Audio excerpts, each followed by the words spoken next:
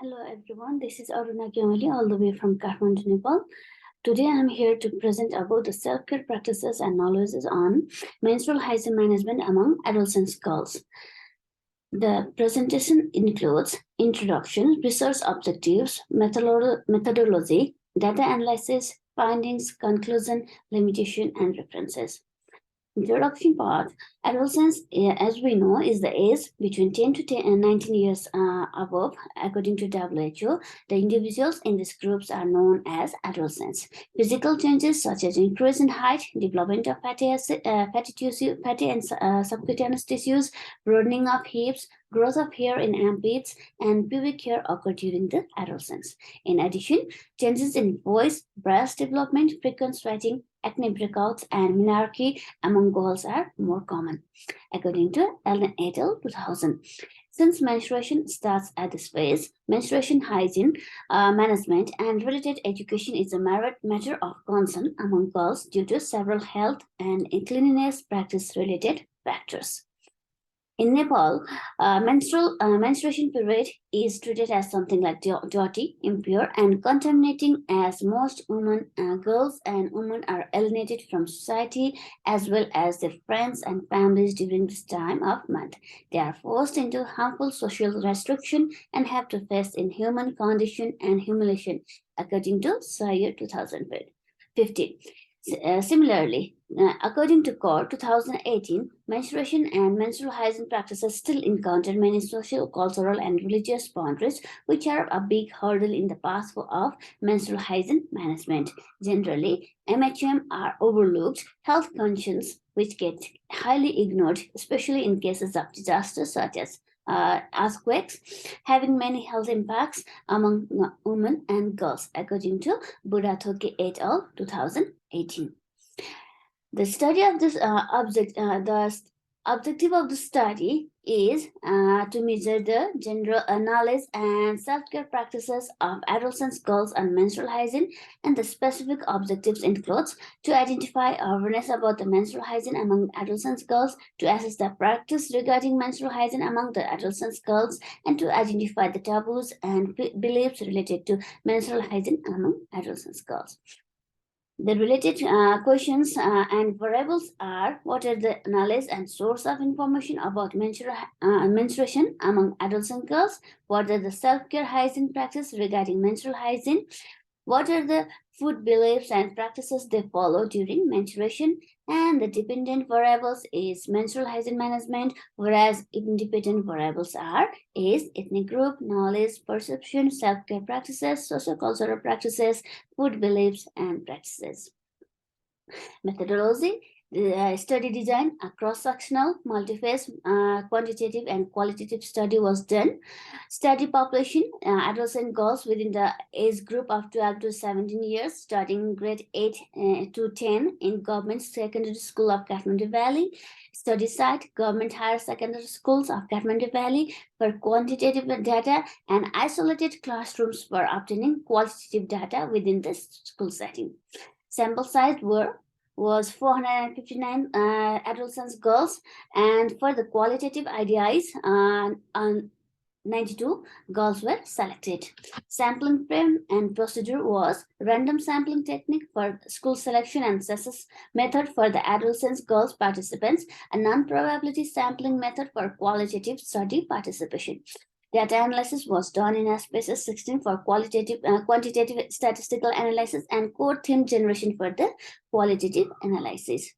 Finding the study is developed in sociodemographic characteristics, menstrual history, knowledge and puberty and source of information, menstrual period phase, self-care practice of MHM, sociocultural practices, food beliefs and practices, and perception towards the practices. Let's go to the findings. Sociodemographic characteristics.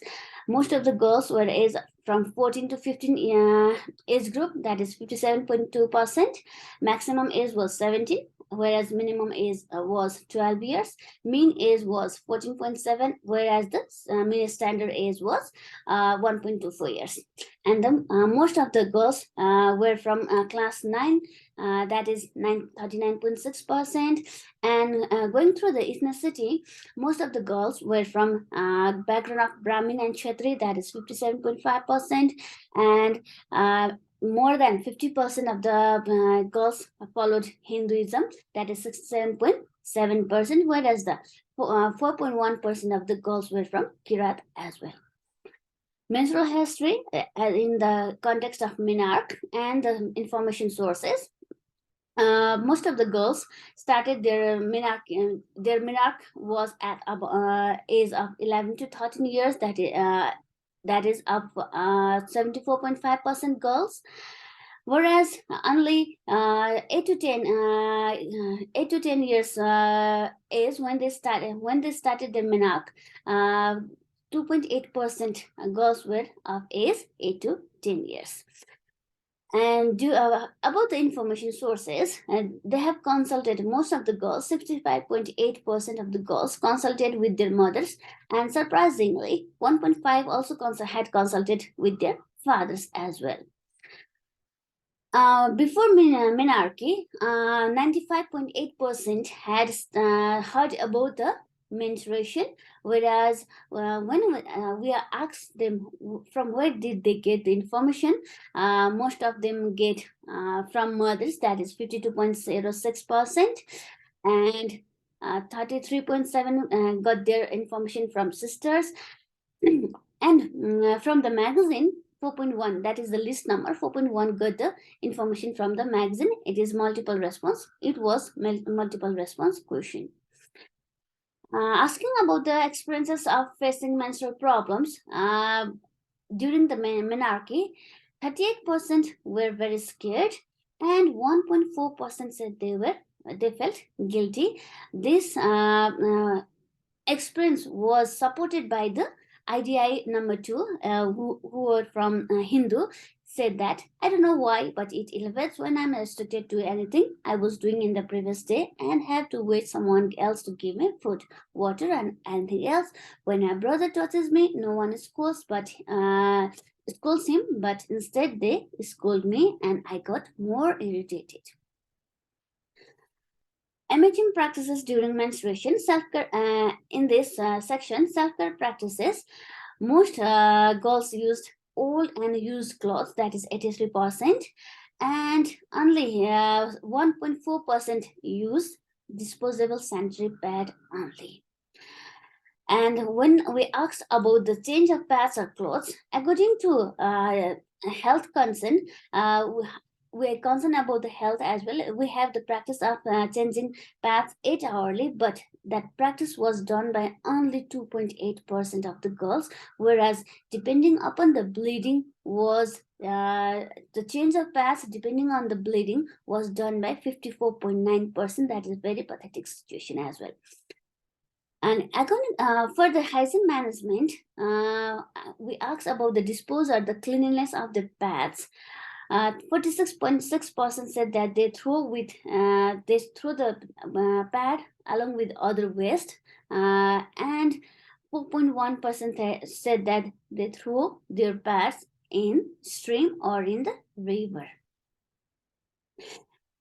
About sanitation habit, when we asked about sanitation habit, and only 71 respondents said that they use, reuse, or wash the clothes, and then we further asked them about how they wash their clothes or pads.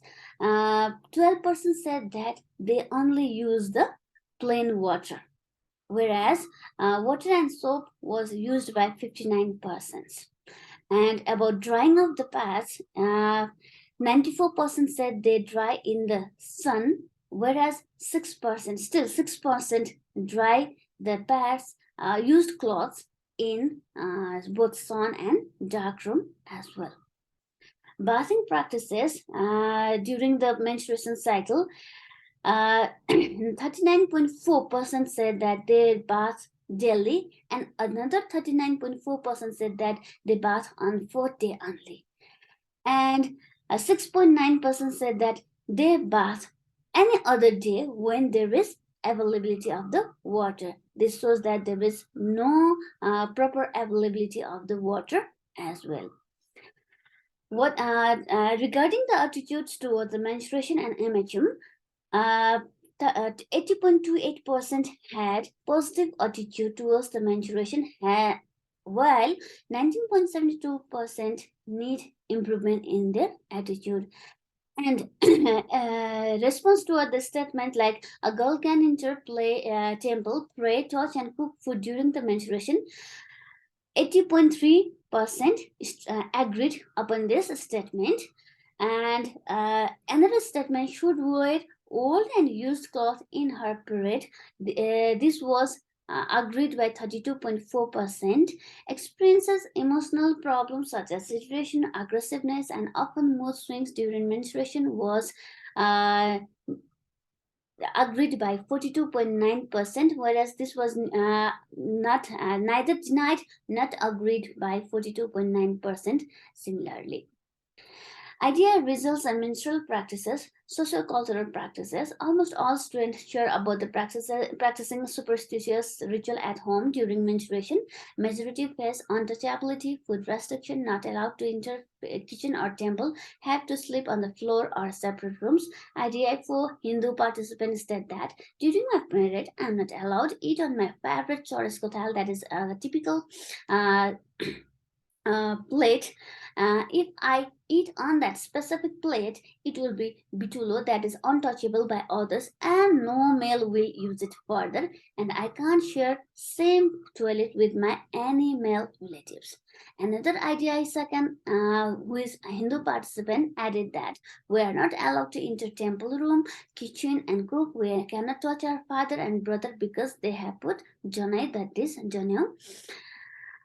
And in food beliefs practice theme, food belief and practices differ with the ethnic background. While most Hindu participants ban to drink palm milk, whereas Muslim participants ban to eat pickles. Idea 5, a Muslim participant inside West states that my mother restricts me from having or even touching pickle and any sour food. She says it will make me bleed more and weaken me, but my teacher said we need to eat more sour fruits to maintain blood, but I can't change my mother. A Christian participant said she is restricted to have banana, revealing that it will trigger lower abdomen pain. Similarly, idea 3, a Hindu participant states, my mother and grandmother told me that if I drink cow milk, the cow will stop giving milk, and if I really want to have milk, I must wash my head. Reasons to follow rituals. Most girls seems to have following rituals as taught by and practiced by their own mothers. A Hindu participant's idea once says, I don't know exactly, but my mother said that after boys have Bharatband and put on Janai, girls have menstruation and allowed to toss them. If we toss them, they'll fall sick. Also, since the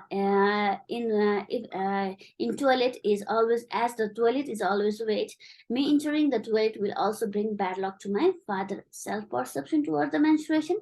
Most girls believe menstruation is a normal physical and fertility process, but they are forced to follow cultural practices such as untouchability, making them perceive menstruation as a simple processes. A Kirat participation idea 8 heatedly says, even though menstruation is very natural process, due to behavior my family on menstrual cycle, I feel it as a simple and always think, why only girls have to face this problem?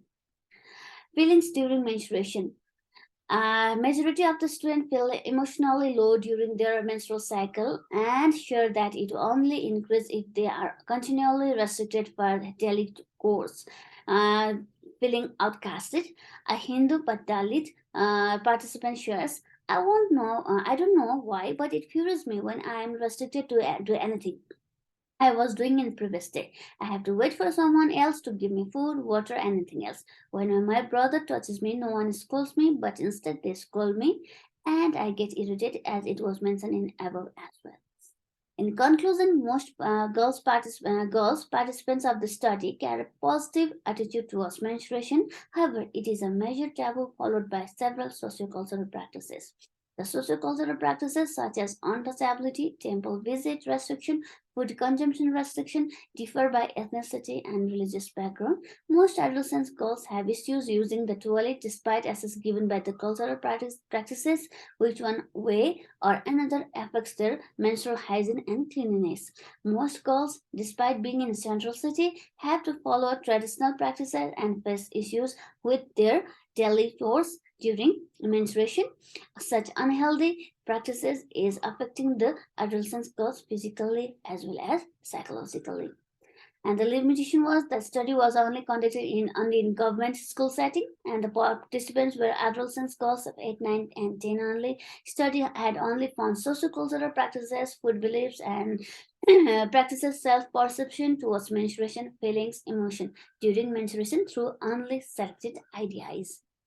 Recommendation: the study showed majority of the students are still practicing sociocultural ritual, so counseling and health-related education as well as MHM education, especially based on the school level, is needed to prevent adolescents from further reproductive health problems. Interventions like MHM program can be conducted in schools by school health nurse to upgrade knowledge and practice of student on MHM. Menstrual health management can be incorporated in the course curriculum to give knowledge to the both male and female students for better understanding of behavior change. Similar type of study can be conducted in large sample size, which may help make the findings generalizable. And these are the references. Thank you so much. And we have to work further break the taboo. Thank you.